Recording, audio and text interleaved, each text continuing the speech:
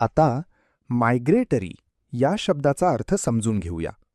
सर्वप्रथम मराठी अर्थ: स्थलांतर करणारा किंवा स्थलांतराशी संबंधित.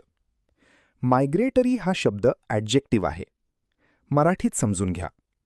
मायग्रेटरी म्हणजे एक ठिकाण सोडून दुसऱ्या ठिकाणी जाणारा किंवा स्थलांतर करणारा. हा शब्द विशेषतः पक्षी, प्राणी किंवा लोक जे वेळोवेळी ठिकाण बदलतात त्यांच्यासाठी वापरला जातो. English meaning: tending to move from one place to another, especially regularly. आता उदाहरणे पाहूया. पहिले वाक्य: migratory birds travel long distances.